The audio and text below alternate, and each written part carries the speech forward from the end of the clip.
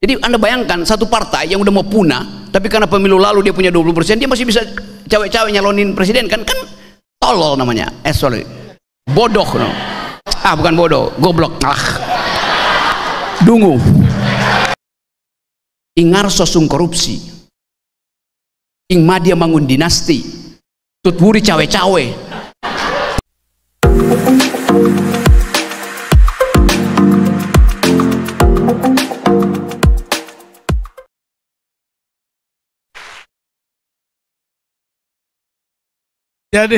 Jadi kepada Bapak Intel, mohon dimengerti apa yang disampaikan oleh Bang Rocky berulang kali soal Gibran bukan sekali penghinaan. Sebetulnya beliau adalah juru kampanye Gibran. Untuk semakin ada di kepala kita, yang kita ingat hanya beliau. Pakai beliau sekarang biar aman. Oke. Saya rasa sudah banyak sekali di kepala teman-teman yang siap ingin bertanya. Saya ingin pertanyaannya singkat langsung kepada poin pertanyaan. Gak usah berorasi, saya tahu Anda sudah pintar. Kadang-kadang Anda sering bernarasi panjang, nanyanya dikit gitu ya. Gak usah tunjukkan bahwa Anda pintar, saya tahu Anda pintar. Cukup pertanyaan dan biar langsung segera dijawab. Silakan kita mulai dari sisi kanan dulu, satu laki-laki. Wah, kamu ganteng banget. Ya, kamu yang baju hitam ya. Yang kedua dari sisi tengah. Ya, kamu yang... Ya, kamu. Berdiri. Nah, itu kamu ya. Yang ketiga dari sisi... yang perempuan. Ya, ya. Oke, panitia tolong kasih mic ke Bapak itu. Saya panggil Bapak aja. Soalnya kayak bapak-bapak ini. Jangan-jangan Bapak Intel kamu ya.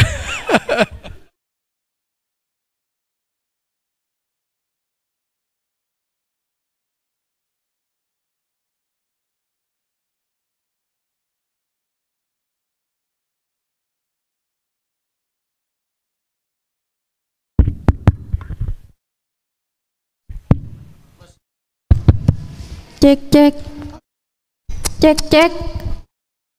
Satu, dua, satu. Oke.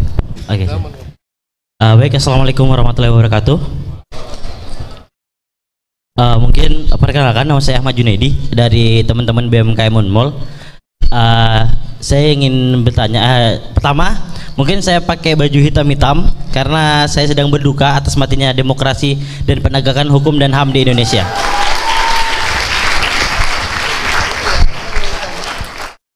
Baik, mungkin saya singkat aja karena mungkin nanti banyak teman-teman yang ingin bertanya. Mungkin di pemilihan presiden mungkin kan dari 3 visi misi calon presiden yang sudah dipaparkan dalam runtutan acara kemarin, bahwa tidak adanya secara spesifik bagaimana penanganan pelanggar HAM, dan juga dari ketiga calon ini adalah, kalau menurut saya, adalah pelanggaran HAM berat. Karena pertama berbicara terkait dengan Ganjar ada Wadas, Prabowo ada aktivis 98, dan juga Anies bagaimana Pilkada Jakarta. Bahwa pelanggaran HAM yang dilakukan ketiga calon itu menurut saya sangat berat karena dampaknya sangat besar. Mungkin saya ingin bertanya gitu kepada kelima pemateri. Mungkin siapa yang mau jawab, saya kepada pemateri di depan. Saya nggak mau ke siapapun. Mungkin bagaimana Pak Rekan? Mungkin di antara ketiga calon yang ada saat ini, siapa yang paling buruk di antara paling buruk? Saya nggak mau ngomong baik ya, karena nggak ada yang baik menurut saya. Siapa yang buruk di yang paling buruk? Mungkin itu pertanyaan dari saya. Wassalamualaikum warahmatullahi wabarakatuh. Ya. Yang paling buruk adalah yang mengusung mereka. Nggak usah dijawab. Ya, saya izin. Kira nggak perlu jawab ya. Karena yang mengusung lah. Ya. Cek. Saya tidak ingin pemateri saya bermasalah dengan menyebutkan siapa yang paling melanggar HAM. Ya, bukan wadahnya di sini bicara itu. Setuju, Bang? atau perlu dijawab?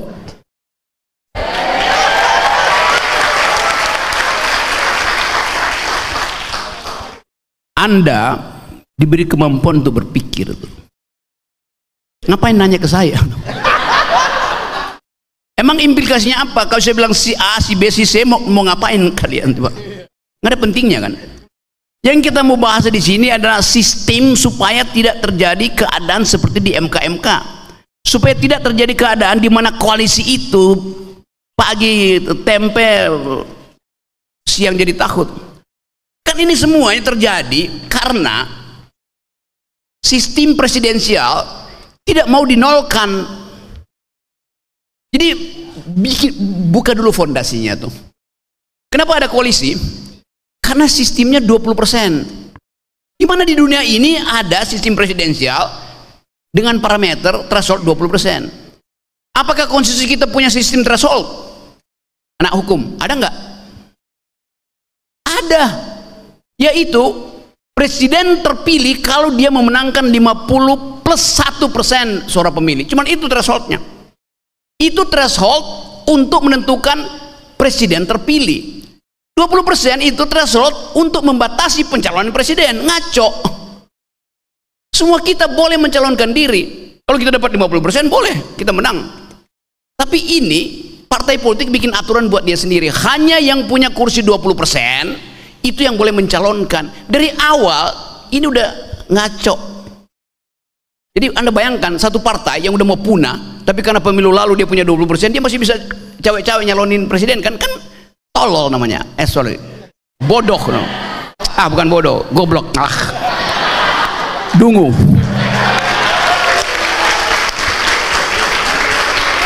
Jadi begitu, jangan lagi bertanya siapa-siapa, Anda periksa aja sendiri tuh. Karena itu pertanyaan konyol, itu pertanyaan wartawan pun, siapa yang akan jadi presiden? You nggak bisa pikir sendiri. Bahwa dari awal saya 2 kali pergi ke Mahkamah Konstitusi untuk minta judicial review, ditolak. Nah sekarang partai-partai tersiksa. Koalisi itu dalam teori ilmu politik dari awal sampai akhir konstan, namanya koalisi itu. Ini koalisi pagi hari dipimpin Pak Jokowi. Begitu Pak Jokowi makan siang, koalisinya berubah tergantung menunya. Malam berubah lagi. Mana ada koalisi berubah-ubah? Tuh, itu berubah-ubah mengikuti otak kepala negara yang berubah-ubah. Ya. Terima kasih pertanyaannya, tapi maaf kita nggak bisa Anda suruh pikir sendiri aja, kata Bang Rocky ya. Oke, penanya kedua silakan. Ya. Mana? Panitia kasih mic-nya dong. Oh, sudah. Oke. Baik. Assalamualaikum warahmatullahi wabarakatuh. Salam Om Swastiastu, Namo Buddhaya, salam kebajikan, salam sejahtera bagi kita semua. Perkenalkan, nama saya Rahmat Indrawan, mahasiswa semester 3 Fakultas Hukum Universitas Mula Warman. Nah, saya tegur dulu cara berpikirmu ya. Salam sejahtera buat kita semua. Anda kasih salam pada dirimu sendiri. Salam sejahtera dari saya untukmu. Salam itu dari saya untuk kamu. Nangkap nggak logikanya? Nangkap. Ngapain salam sejahtera buat kita semua tuh? Itu artinya Anda nggak bertanggung jawab. Jadi memberi salam itu kejujuran saya. Saya memberi salam dari saya untuk kamu. Kalau bilang salam sejahtera buat kita semua, objeknya siapa? Saya kasih salam pada diri sendiri juga. Begitu cara berpikirnya. Assalamualaikum warahmatullahi wabarakatuh. Waalaikumsalam warahmatullahi wabarakatuh. Oke. Terima kasih Bang Rocky atas masukannya. Ya itu pelajaran mahal itu, pelajaran mahal. Ya pelajaran yang sangat berarti. Jadi selama ini saya salah ternyata. Oke, baik. Oke, baik. Kurang lebih saya ingin membawa pernyataan dari Margaret Thatcher yang mengatakan dalam politik jika ingin memintakan kepada laki-laki hanya bisa mengatakan sesuatu, sedangkan jika ingin meminta sesuatu untuk dilakukan maka tanyakanlah pada perempuan. Jadi secara eksplisit Margaret Thatcher ingin mengatakan bahwa rahim laki-laki adalah buruk dan rahim perempuan ternyata lebih baik daripada rahim laki-laki. Yang mana ini sedang terjadi dalam politik kita saat ini. Yang mana dalam politik kita di Indonesia banyak peperangan terjadi di antara kaum laki-laki, sedangkan di kaum perempuan itu sendiri tidak secara eksplisit timbul ke permukaan.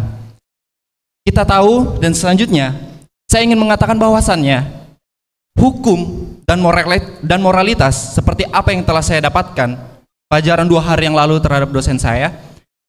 Beliau mengatakan bahwasannya hukum dan moralitas adalah 2 mata uang yang tidak dapat dipisahkan.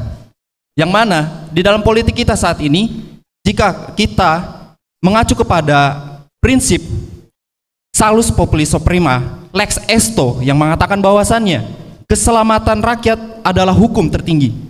Tetapi pada negara kita saat ini, keselamatan rakyat itu ada di bawah rata-rata, yang mana buktinya sekarang kita berdiskusi mengenai pemberantasan korupsi dan penegakan HAM, itu menyatakan bahwasannya keselamatan rakyat itu tidak terwujud. Dan saya ingin meminta pandangan kepada Bang Rocky dan mungkin para narasumber yang hebat di depan sana. Saya ingin meminta pendapat bahwasannya bagaimana jika hukum itu bertentangan dengan moralitas, dan bagaimana jika moralitas itu tidak ada tanpa hukum. Sekian, terima kasih. Karena hukum tanpa moralitas ibaratkan lentera dipegang oleh tangan maling, sedangkan moralitas itu seperti lentera dipegang oleh anak bayi. Sekian, terima kasih. Nah, itu sudah kamu jawab. Kamu nanya itu, kamu udah jawab itu. Bagaimana hubungan moralitas dengan, sudah kamu jawab sendiri, iya kan? Filsafat terakhir yang kamu sebutkan itu sudah jawaban atas pertanyaan kamu kan? Ya, siap. Tapi saya ingin meminta pendapat yang lain terhadap apa yang terjadi di negara ini menurut narasumber-narasumber. Oke, kita hargai. Singkat saja, Bang, silakan. Oke.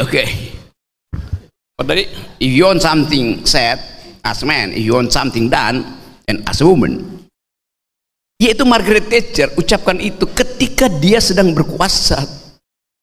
Margaret itu anti keadilan sosial. Margaret Thatcher datang dari tradisi neokonservatif itu.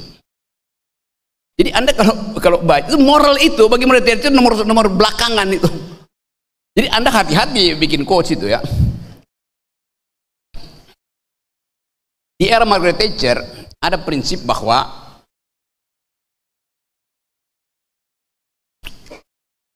individualisme melampaui sosialisme. Margaret Thatcher bekerja sama dengan Ronald Reagan untuk mengatur dunia ini, dan itu yang melahirkan Washington Consensus. Jadi quotation itu ada konteksnya tuh. Pada waktu Margaret Thatcher mengucapkan seolah-olah dia pro perempuan, dia memakai kekuasaan yang sifatnya patriarkis. Dia Margaret Thatcher datang dari partai apa? Buruh, benar? Salah. Margaret Thatcher itu partai konservatif. Ideologinya adalah anti pajak buat rakyat. Itu pentingnya belajar ya, saudara.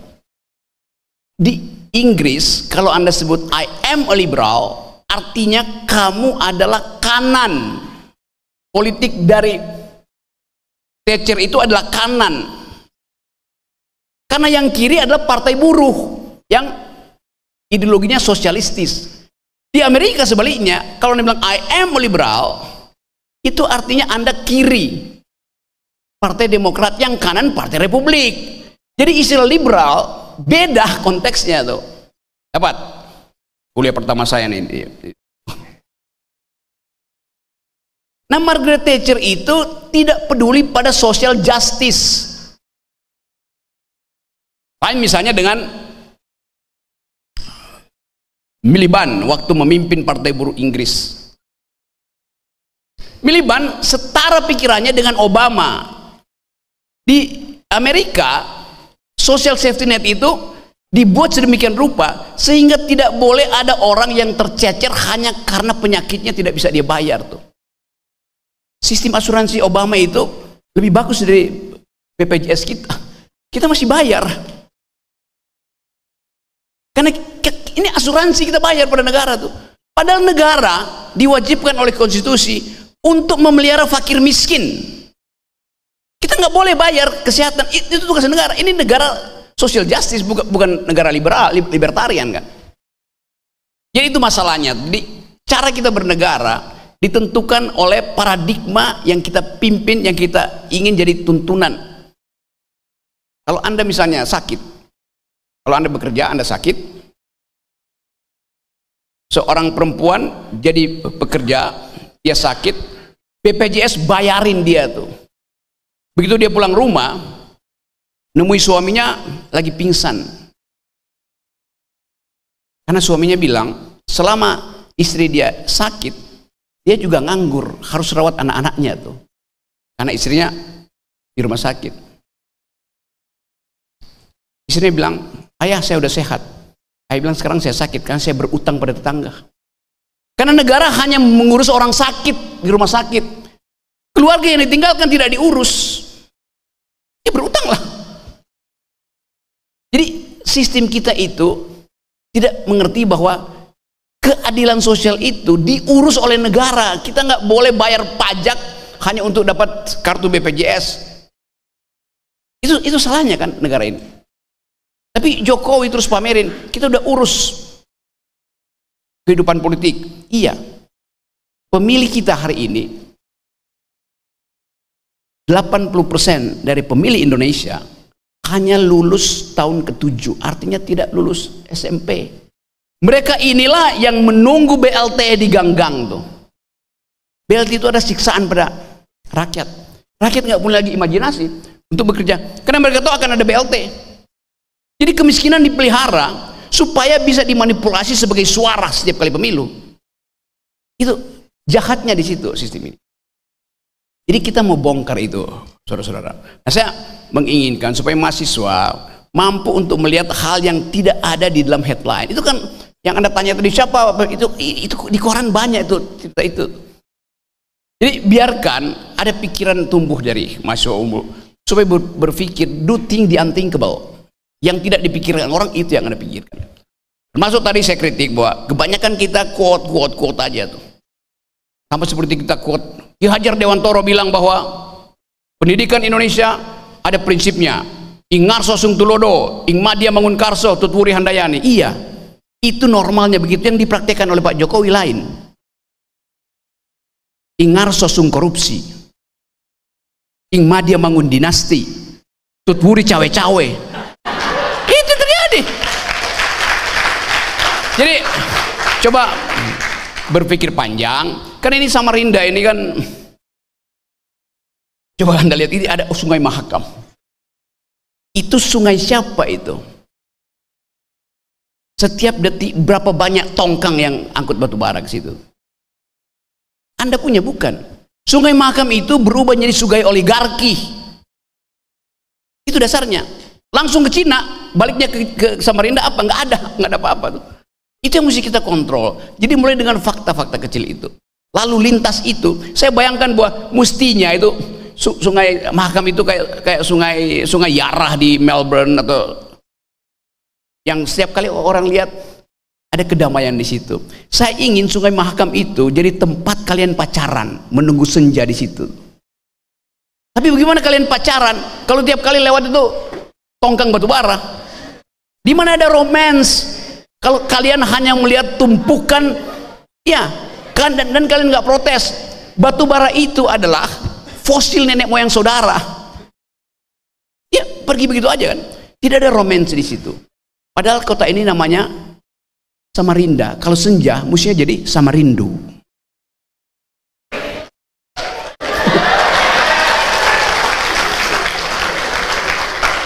Oke teman-teman, jadi kita pastikan bahwa ada pikiran diusulkan dari Unmul, pikiran bermutu bahwa generasi Samarinda berhak untuk memperoleh kecerdasan, dan dengan itu seluruh potensi Samarinda itu harus dikembalikan pada teman-teman di sini. Jadi itu dasarnya. Nah, sekali lagi ini provokasi saya, provokasi akal pikiran. Ya, pertanyaan ketiga, silakan. Baik, Assalamualaikum warahmatullahi wabarakatuh. Perkenalkan, nama saya Ananda Zakia Salsabila dari Fakultas Hukum Universitas Mula Warman. Siapa Salsabila? Iya. Oh ya. Salam sejahtera dari saya untuk bapak-bapak semua. Jadi di sini saya akan bertanya langsung saja tentang generasi emas 2024.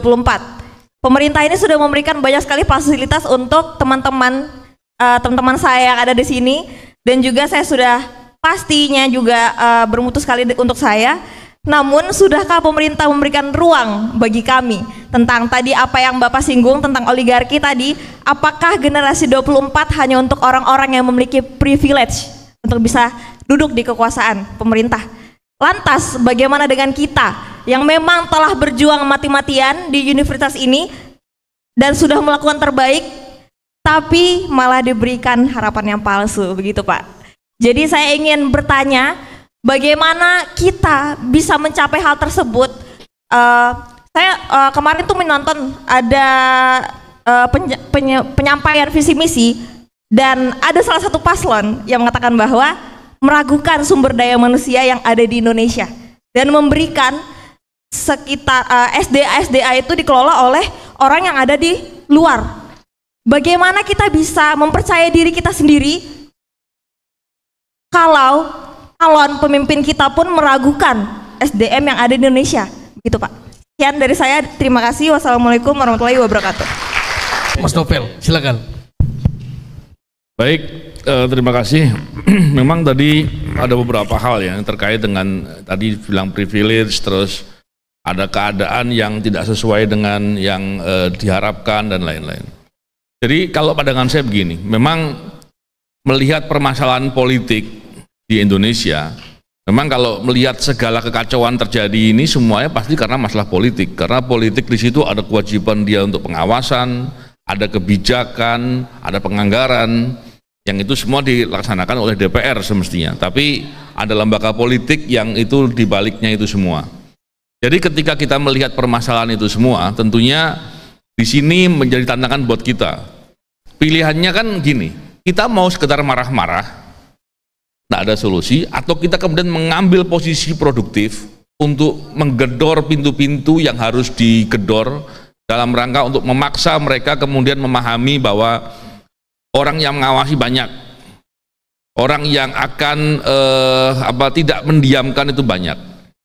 Kalau kita lihat banyak hal yang dilakukan dan sebetulnya mengganggu akal sehat. Contohnya dibuat persepsi seolah-olah korupsi itu kalau ditangkapi. Ini contoh nih ya, karena kalau bicara terkait dengan tadi kesenjangan, ketidaksesuaian keadaan, itu pasti kita bicara korupsi juga, karena korupsi di politik banyak, korupsi di penegak hukum banyak, dan itu menjadi induk permasalahannya di sana. Kalau kita lihat berapa banyak kemudian pejabat-pejabat kita mengatakan korupsi itu jangan ditangkapi, itu nanti kalau ditangkapi justru membuat kita jelek di persepsi internasional, interaksi publik. Itu kan pembodohan. Tapi berapa banyak kita yang berbicara? Kita lihat, kita cukup cegah saja. Secara teori tidak mungkin, tidak ada di dunia ada negara yang hanya dicegah saja berhasil, tidak ada. Terus dia menggunakan indikator-indikator. Contohnya negara ini Finlandia gitu atau Kanada, mereka pencegahan. Iya, itu beda. Untuk indeks persepsi korupsi di atas 5, pencegahan dikedepankan. Tapi di bawah 5 penindakan dikedepankan. Ini kan pembodohan publik yang dilakukan. Ini contoh. Dan berapa banyak lagi kemudian dengan terang-terangan saya kasih contoh terkait dengan sumber daya alam. Ada permasalahan 3,3 juta hektar sawit di kawasan hutan. Terus dijawab, kan nggak mungkin dicabuti. Ya sudah kalau begitu diputihkan saja. Ini kan logika-logika yang mengganggu akal sehat. Dan masih banyak lagi yang lain-lain. Kalau kita lihat dari segala permasalahan itu, dan ujung-ujungnya kalau kita lihat, semua manipulasi, semua akal-akalan itu tujuannya kan untuk menguntungkan pihak-pihak tertentu yang pada dasarnya akan merugikan kita semua. Oleh karena itu, kita perlu untuk terus berbincang, mendiskusikan itu, mengasah jiwa-jiwa kritis dan betul-betul mau untuk berpikir untuk kita tidak membiarkan itu.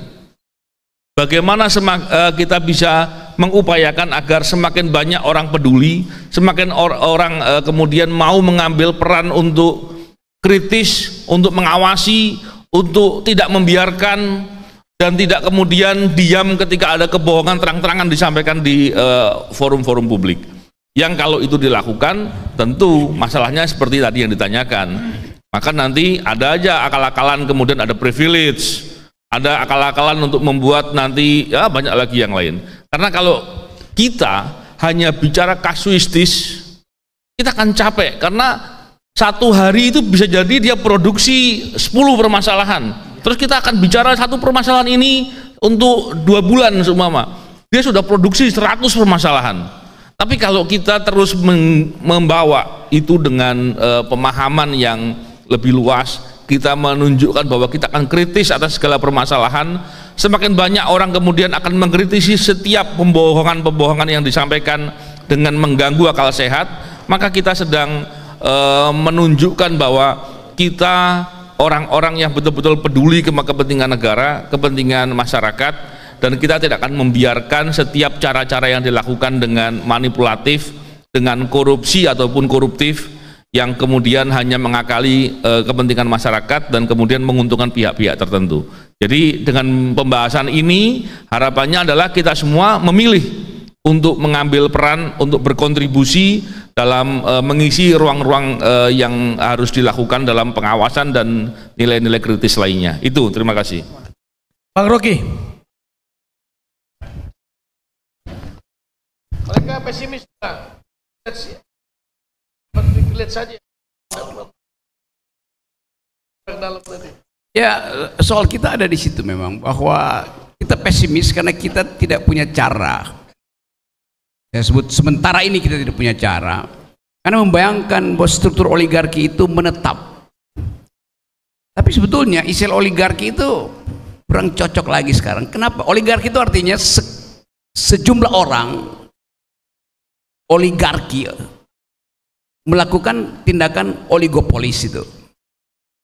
Jadi ada sejumlah orang.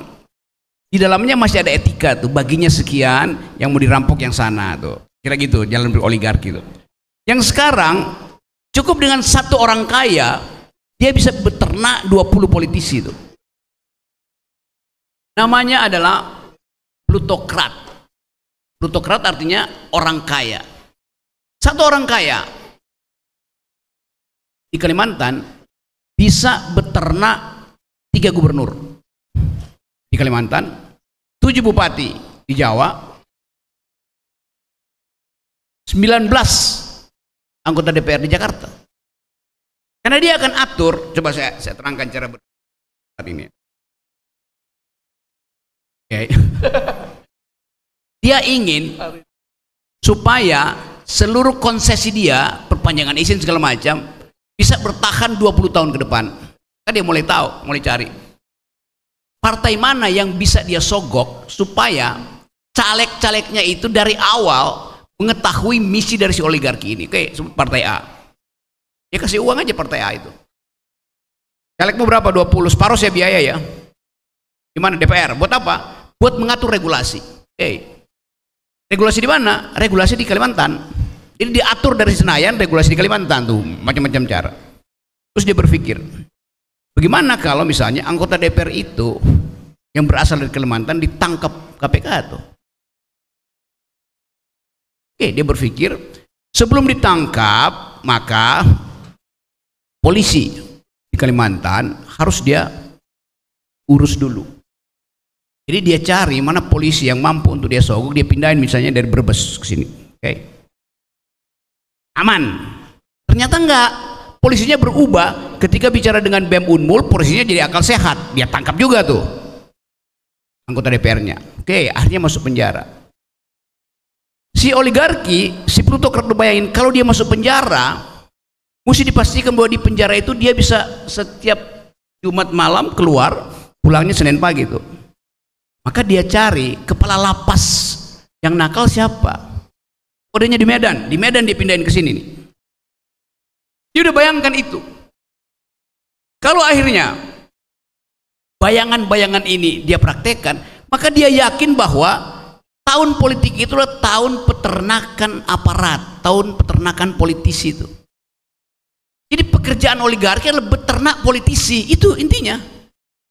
Hanya itu pekerjaan oligarki, simpel sekali itu.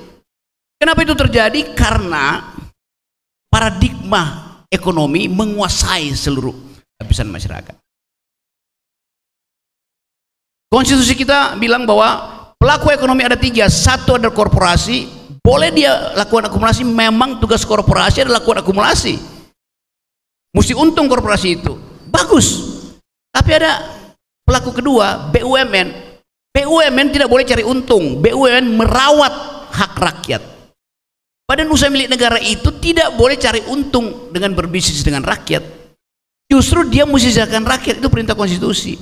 Yang ketiga, koperasi sebagai wujud dari solidaritas manusia tuh di Indonesia. Tapi apa yang terjadi? Koperasi ini nunggu proyek dari BUMN, koperasi ini nunggu CSR dari si korporasi, kacau. Jadi market ekonomi boleh tadi untuk mengefisienkan supply demand, market ekonomi. Yang terjadi sekarang bukan sekedar market ekonomi, tapi market society. Di Rempang itu yang diperhatikan market society. Anda penduduk Rempang, perlu apa? Kami mau pakai lahan Anda tuh. Ditanya perlu apa? Rumah, kita bikinin apartemen. Rumah itu bukan house bagi masyarakat adat, tapi bukan home, tapi sekedar house, bangunan, bukan home. Jadi negara tidak mengerti bahwa kebutuhan rakyat itu adalah kegembiraan, keindahan, kebahagiaan, bukan tinggal di apartemen. Coba Anda lihat di Rempang situ, yang dibutuhkan adalah 1.700 hektar untuk bikin pabrik itu, yang mau digusur 17.000 hektar. Bagaimana akalnya coba? Dan tidak minta izin, teman saja. Jadi hak warga negara diabaikan oleh negara. Bulan lalu saya ada di Sydney. Bandara Sydney itu sekarang dia tidak boleh beroperasi 24 jam lagi, dibatasi sampai jam 10 malam. Karena permintaan rakyat Sydney bahwa mereka mau hidup bahagia di malam hari, jangan ada lalu lintas udara di situ yang bikin bising, yang merusak ozon di atas kota Sydney. Karena aftur itu diproduksi dari pesawat-pesawat itu. Jadi Anda bayangkan berapa banyak kerugian pemerintah kota Sydney dengan menutup bandaranya cuma sampai jam 10 malam. Kerugian ekonominya tinggi sekali.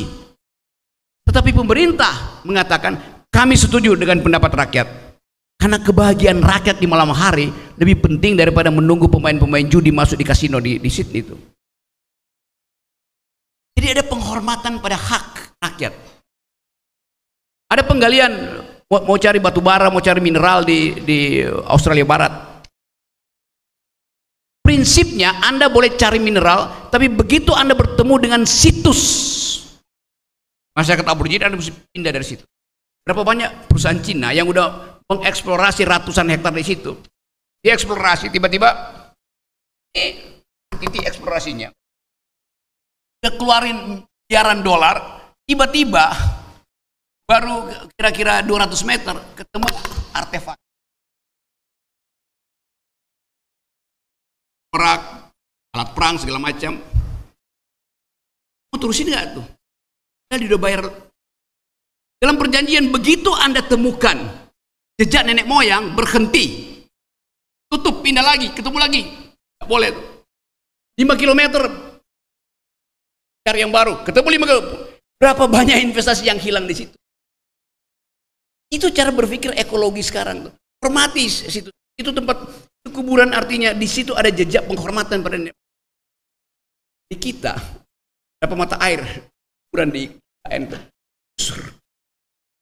itu adalah hak heritage nenek moyang. Begitu penghargaan. Lihat itu. Ada kerakusan tadi. Itu market society beroperasi sampai ke tingkat kita semua dianggap sebagai konsumen, bukan lagi sebagai citizen. Kebijakan ini yang mau kita halang.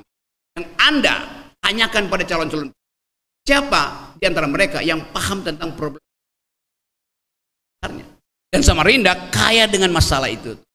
Jadi kita mau promosikan ini supaya teman-teman mahasiswa lakukan. Anda mungkin masih satu pertanyaan yang radikal gitu. Siapa ini? Siapa? Ya, riset dulu itu. Jadi tadi ya boleh bikin kutip. Tapi kita ada di dalam keadaan bahwa Indonesia disorot oleh dunia hari ini. Tanggal 30 November nanti, akhir bulan ini akan ada konferensi PBB tentang iklim yang disebut Conference of Parties di Dubai untuk menguji apakah Indonesia comply dengan janji untuk menurunkan emisi karbon yang menggambar rumah kaca, dan sudah comply nggak bahwa tidak boleh kenaikan 2%, 2 derajat suhu di Indonesia. Jadi saya kasih logikanya pada teman. Presiden Jokowi bilang bahwa Jakarta itu mau tenggelam karena itu dipindahin ke IKN. Benar memang. Jakarta tenggelam karena apa? Karena kenaikan suhu bumi. Bukan karena kenaikan suhu Jakarta. Oleh karena itu IKN dipindahkan ke Samarinda, ke Kalimantan Timur. Begitu mulai digali, ditebang. Begitu mulai digali, alat berat mulai memproduksi karbon. Anda lihat logikanya. Jakarta mau tenggelam, penyebabnya adalah kenaikan suhu bumi. Begitu pindah IKN justru makin menaikkan suhu bumi. Jadi IKN yang akan menenggelam Jakarta. Itu logika environmentalnya begitu. Jadi kedunguan istana nggak ngerti bahwa sistem berpikir ekologi itu global, antar planet, planeter. Kita mau menyelamatkan Jakarta, tapi kita bikin panas baru di Kalimantan. Kalimantan itu ada di atas ada matahari, di bawah ada batu bara, panas sekali itu. Pelindungnya yaitu rumput dihapus, maka panas naik lagi dari Kalimantan. Panas itu diekspor ke global, maka global itu kasih sinyal bahwa permukaan air laut Jawa itu akan naik itu. Jadi kenapa negara Jakarta tenggelam? Karena Jokowi pindah ibu kota, konyol pikirannya kan. Begitu cara berpikir. Saya terangkan itu dari segi ilmu pengetahuan. Dalam prinsip bahwa butterfly effect. Kepak sayap kupu-kupu di hutan Amazon bisa menimbulkan badai di California. Asap knalpot motor gede di Jakarta bisa membatalkan panen jagung di Bandung. Ya. Jadi yang saya ucapkan di sini dan teman-teman, upaya untuk membuka pikiran. Jangan ditutup oleh dinasti. Dinasti bagus nggak? Bagus. Dinasti itu bagus kalau darahnya biru. Yang dinasti sekarang darahnya bukan biru, darahnya kotor.